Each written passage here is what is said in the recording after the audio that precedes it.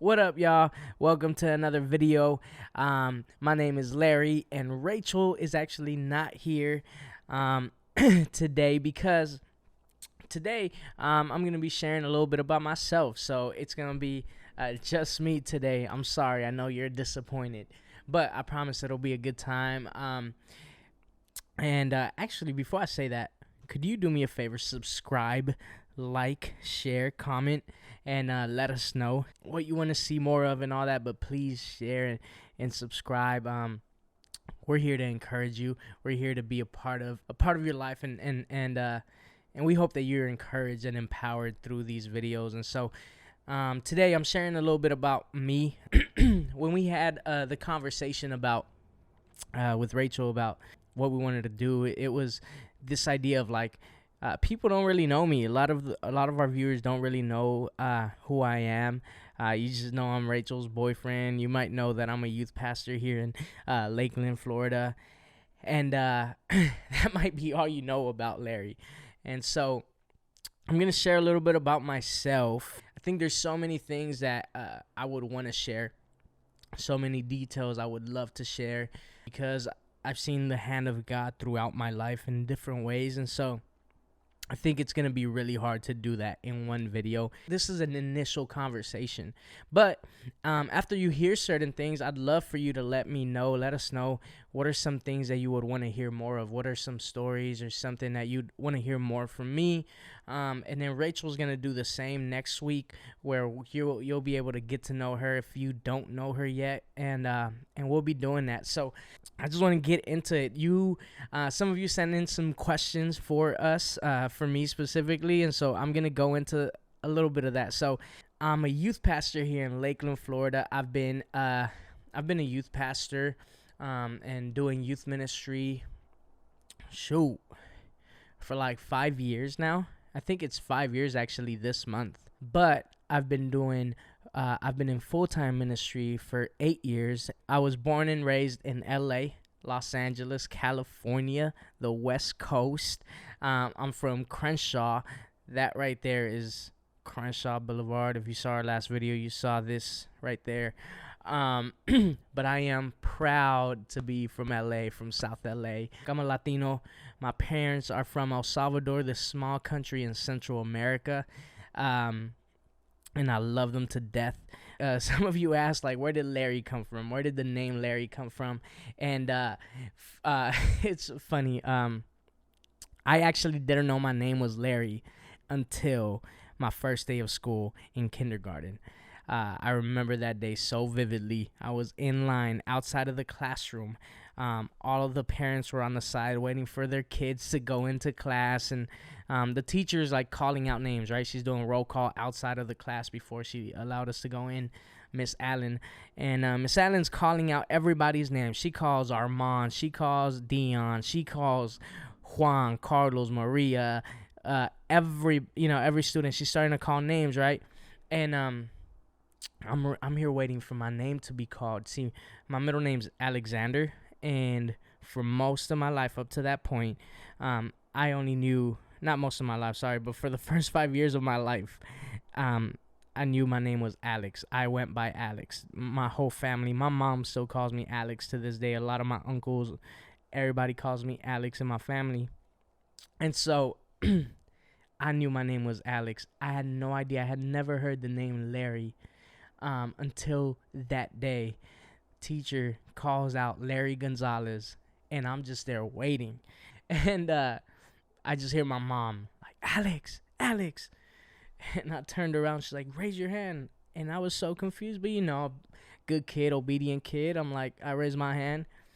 And it was in that moment where I realized my name is not Alex. My name is Larry. And so it was a big shock to me. And then my father explained to me why he named me Larry.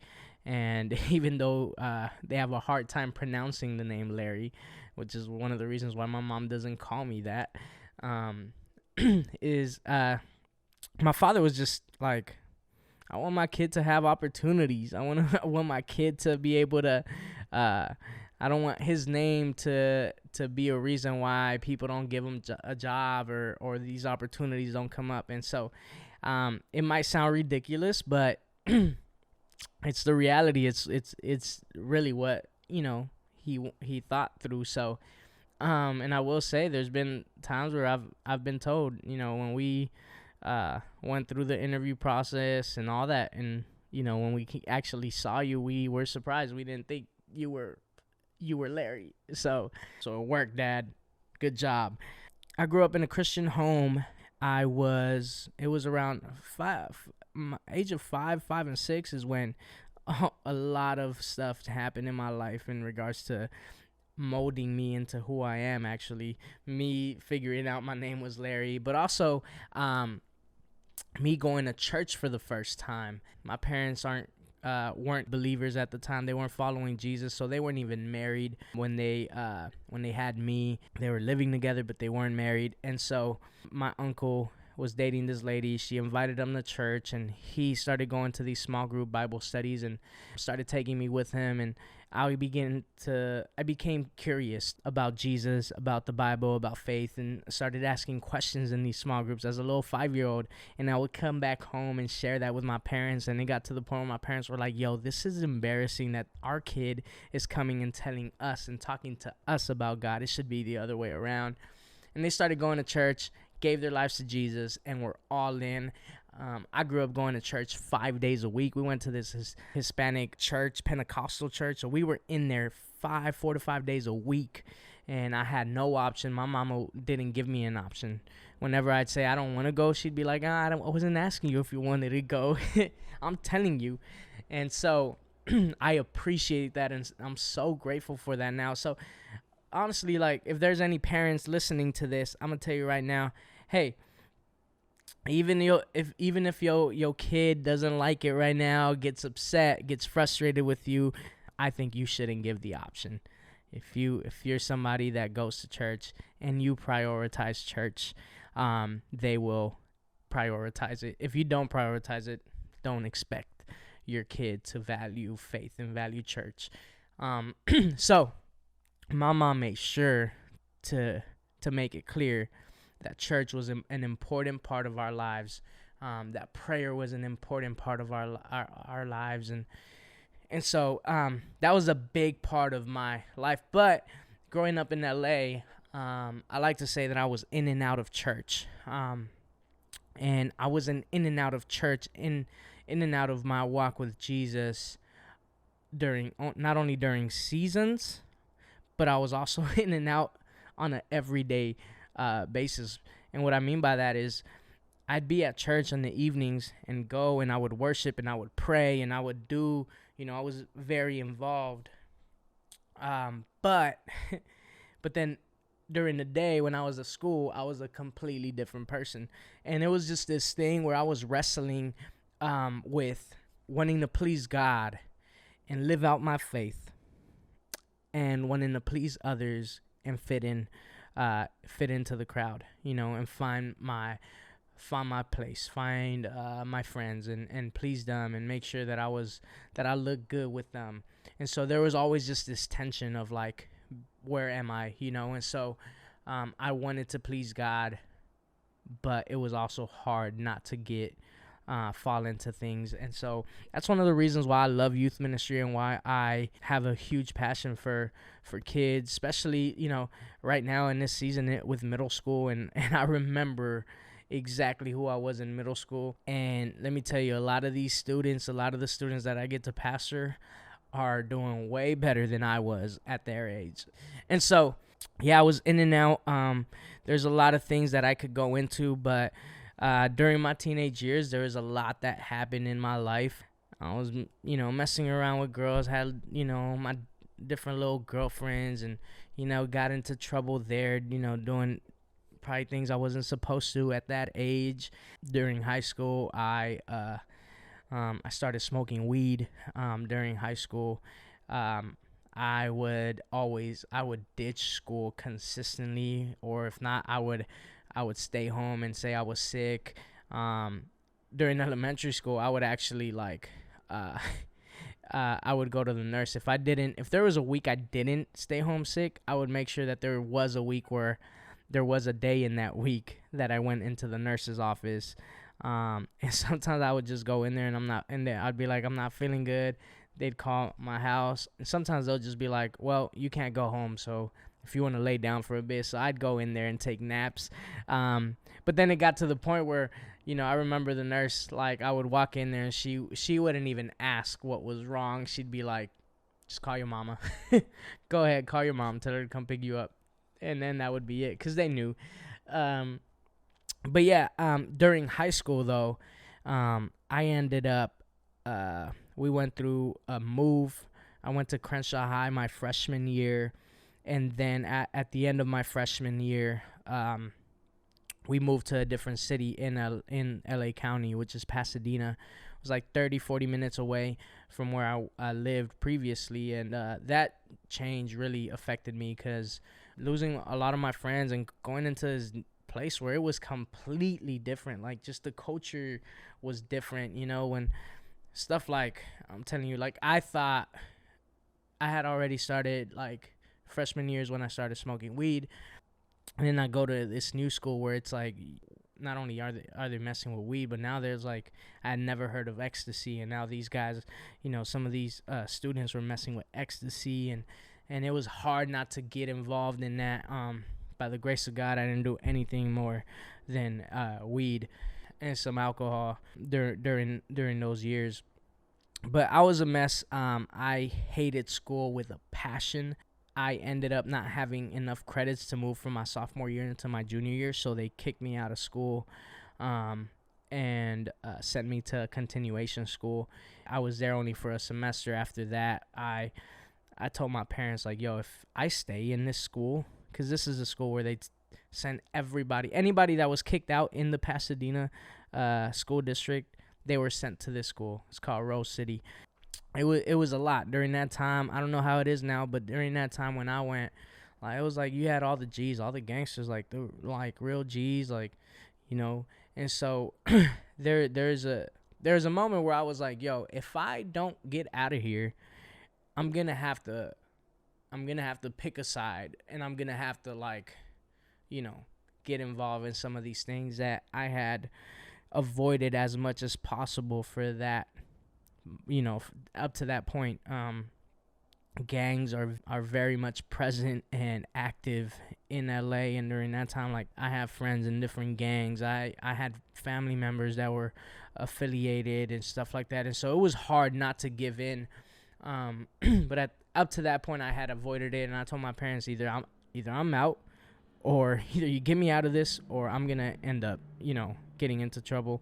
They were able to get me out of the school, and I did this homeschooling stuff. Long story short, I went to 5 different schools during my 4 years of high school, and then I ended up dropping out of high school. And I was just in a very dark place. But it was during that time that I realized I need to get my GED. I need to go back to church. I need to figure out what I'm gonna do in my future. And went to school for recording, for audio engineering. I've always loved music, always loved hip hop, and I was like, you know what? There's one thing that I know I would enjoy doing, and that's working with music stuff, working with production stuff. And so I got my degree, associate's degree in recording arts, started an internship. This was really cool. The park, Van Ness Park, which is a park that comes out in All-American. I grew up playing soccer there. That's where I would go and smoke weed, buy weed. I was in the tagging crew. That's where we would go and write up on walls and, like, doing stuff we weren't supposed to. But in that same park that I was doing all those things I shouldn't have been doing, was the same park where this guy who was a production director at a church made the invite to come and intern under him. I met him there. We had the conversation there, and it was just a God moment. That was the moment where I started going back to church, and things just shifted from there. I was in a relationship for 3.5 years, and then within that time frame, I met my boy Ben, who we talked about a little bit in the last video, which I would love. We're gonna have to make something happen where me and him have a conversation, because I need you to meet him and just know how the impact that he has in my life. I wouldn't be here without Ben and Ebby and his wife Ebby. So I meet Ben during that time. I go all in. Ben was the pastor for the English ministry of the Spanish speaking church that I grew up in. I got really close to him. He became like a big brother to me, a mentor, my pastor. I became really close with his younger brother, who is now my best friend, one of my best friends. And I met some of my people, some of my closest people. Beast is another one who I got really close to during that time, and they became my brothers, and we started doing life together. And during that time I was still in this relationship, and long story short, like, this girl and myself, we were in different places. I was ready to go all in with Jesus, and I knew he was calling me to something higher. She had never been to church. She had never been a part of like a church, so she didn't understand why I was always at church, and there was just tension. It just wasn't working out, and it took Ben to make it clear to me, like, hey, this isn't for you. This isn't the time for you to be in a relationship. You need to go all in, spend your time of being single, and just grow. And it was hard, but we had that conversation, and I kind of told her, like, hey, if this is, if you and I is meant to be, then us taking, we're like 19 or 20 at the time. Like, I was like, if this is meant to be, then, God's going to work it out. If not, then cool. And clearly it wasn't it. And I'm so thankful to Ben for being so honest and vocal about that and being straight up. And I needed that. And I think that was the moment where my respect for Ben and his voice in my life grew, because he was so straight up with me. And mind you, I'm not. I was no good for her either at that time. It wasn't her. It wasn't like, oh, she was terrible. It was like I wasn't in the right place. I wasn't in a good place. So thank God for that. But overall, it was during that time when God started just making it clear that he was calling me into ministry. Ended up in Indiana for 2.5 years. That was like my first official, like, full-time paid ministry job. I was doing production there for 2.5 years. That's where God made it clear that he was calling me into youth ministry, and that's a whole nother story. I was there for 2.5 years. 2018, I moved back to LA to be the creative director for the church that I grew up in, and that was like my dream come true. I always wanted to work for the church that I grew up in the community I grew up in. I became the creative director, but I was also the youth director or youth pastor for the church, and it was just an amazing time, an amazing experience. Amazing time of growth. It wasn't easy. There was a lot of hard moments, a lot of pain, a lot of hurt. Some would consider it church hurt, and it wasn't intentional. It was just, hey, when you church is full of broken people, and when you lead and work with and walk with broken people, it's gonna hurt sometimes. It's gonna be hard sometimes. But there's so much grace, and I love that church so dearly. I love the pastors of that church, the leadership of that church, and so 2018, did that up to 2021, and was there for 3 years, going hard with them for 3 years, and then after that, I spent 5 months. I took a 5-month break from ministry because of things that I needed to process, some church hurt that I went through.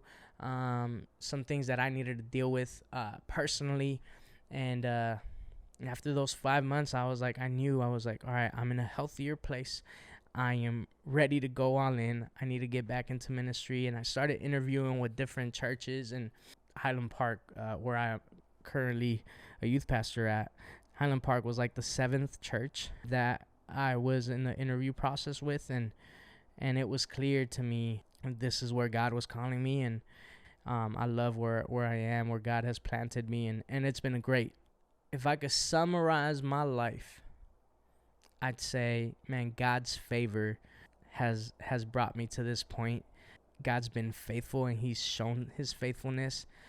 He's been a miracle worker in my life. Like, I could go on miracles. I could tell stories about when my mother was pregnant with me. They were in a car accident, went to the hospital.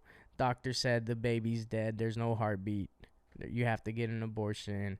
And then, her praying and asking God, hey, if there's a calling over this child, if you have purpose for this child's life, then bring him back to life. And, she wasn't even in church during that time. And she still celebrates that miracle, and I'm a walking miracle. But then there's other moments where God just saved me. It's been a wild ride. And I think me being here, not only being a high school dropout, but honestly being a Hispanic kid from South Central LA, there's a lot of things that we see as barriers that like easy to feel like a victim. It's easy to feel like the world's against you. And because in many ways there was a lot of those things, I had teachers that would tell me like, hey, like, you're not gonna go anywhere. Growing up in LA, like you would hear like you'll be lucky to see past 18, past 21. You might end up in jail or end up dead. Like there's all these different things that we would hear constantly that were voiced. And so one of the questions was like, what made me go into youth ministry? And I think it's that. I think I want to be a voice that encourages the youth, that gives hope to the youth. I think there's so many people that like just speak poorly about this generation, that speak poorly about the next generation. There's so many things that we could criticize and complain about this generation, about culture. I want to be a different voice. I want to be a voice of hope. I want to be a voice that points them to Jesus, the hope that is found in Jesus. And so that's my desire. That's my hope. And that's my passion. I love doing youth ministry, and it's not always easy. But it's like, man, I'm believing that the seeds that we're planting now, even though we may not see the fruit now, we're trusting that God is doing the work behind the scenes, under the soil, So that's the belief, that's the hope, and that's why I'm passionate about it. I didn't have too many people that were mentors and leaders until later on in my teenage years. But when those people came into my life, everything changed. And so I want to create a space. I want to be a part of creating a space where students, where teenagers are able to find these people and are able to find people that will walk with them, that will encourage them, that will empower them to be all that God has called them to be. And so that's why I am in youth ministry, and I love it. Last few questions, rapid fire questions that I'm going to answer. First one, what tattoos do you have? I only have one tattoo, and that's this one. It is agape in Greek. It's the only tattoo I have for now, and it might be the only tattoo I ever get. Who knows? I just don't got the time to spend money on. I can't spend money on more tattoos right now. The way my bank account is set up, I got a ring to buy. You know what I'm saying? Do you see yourself living in Florida forever? Would you ever move? Would you ever go back to Cali? The answer is whatever God wants for your boy. And now, as we're talking future with Rachel, it's like, whatever God has for us, it will be the response there. But we've actually had conversations about that, and it's like, man, if God calls us somewhere else, would we move? If God called us to Cali, would we go? I think as of right now, I'm in Florida for a while. I love it here. I love Lakeland. I love the church that we're a part of. I love the community that we get to serve. And I could see myself here for the next 5 years, 10 years, maybe even 15 years. I love the leadership that I'm under. Kevin Jack is an amazing pastor, and I'm learning so much from him. But I also know, and I'm aware, especially being in ministry right now for almost 10 years, God surprises you, and there's a moment where God, if God calls you, you have to move. And so I'm so thankful that Rachel shares in this, that there's this willingness to be obedient to God's voice and God's direction. And if God leads us somewhere else, we won't shy away from it. We'll be obedient. And so, yeah, I don't know what that looks like. Dream job is the last one I'll answer. Oh, I was baptized at the age of 10. I'll never forget that. But, yeah. Dream job, I'll say, as a child, my dream job was to be a pastor, was to be able to preach the gospel. My mom says, and I remember glimpses of this, like moments of this, but when I was young, I would I didn't ever go to a kids ministry. I would I would love going to the adult service and sit in the front row while my parents were out serving in the lobby. I would be in the front row because I loved hearing our pastor. Shout out to Pastor Rene, Pastor Rene Molina. He's an amazing preacher, and he's just so passionate when he preaches about Jesus and preaches with this authority, and so I was just fascinated and mesmerized by the passion that he preached the gospel with. And so I would go home. My mom says I would go home after church, grab her Bible, put it in a stool, on a stool, and pretend that I was the pastor, and I would preach, and I would that would be I wouldn't play cops and robbers. I mean, I would, but I would also play pastor, so that was there. But there was a time where I wanted to do music, so I wanted to produce. I wanted to be a music producer. I wanted to be a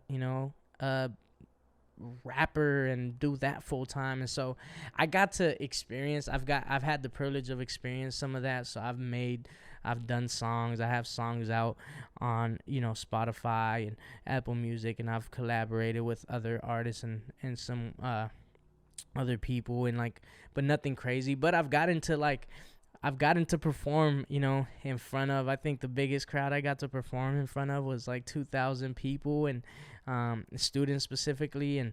And so those are fun times. Those are fun experiences that I'm just thankful for, that I got to be a part of and enjoy. And so I've been able to write music. I've been able to write worship songs. I've been able to produce stuff, and nothing crazy, but I've had fun with it. I've had the opportunity to have fun with it. I've made some cash doing it. Nothing crazy, but I've made some money doing some of the music stuff. So that's been fun. And I think I'll always mess around with it here and there, but I'm all in. I'm living the dream right now. I'm doing my dream job, which is to be a pastor.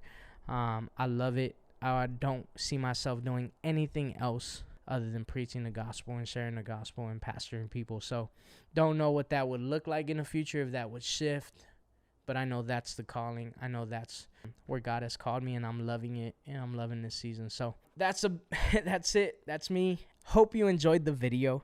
Hope you enjoyed it. If there's anything you'd want to hear more about, I know there's things that I wish I could have shared, let me know if there's anything specific you want to hear about. But I hope that you're encouraged. I hope that you know that through my story, I'm only here because of the goodness of God. I'm only here because of his faithfulness. And so if he's done it for me, if he's opened doors for me, if he has walked with me up to this point and carried me up to this point, he would do the same for you. God is so good. He's so faithful, but he does require our obedience. If you don't obey his ways, you're going to go your own way, and you can't hold him to that. That's on you, So I've really tried my best to be obedient in his guide and his direction, and I haven't always done a great job at that. I've missed the mark plenty of times, but if I'm here at this point, is because I've done my best to be obedient. I've allowed even the voices that he's put in my life, my mentors, my spiritual leaders, I'm obedient and I submit to them. And so I encourage you to look for those people and trust God. Trust that he is good, and his promises, he fulfills his promises. Jesus is a man of his word. Thank you again. Hope you enjoyed it. Thank you for watching. Hope it was fun. Hope it was entertaining. I hope you were encouraged. Thank you. I'll see you soon. Peace.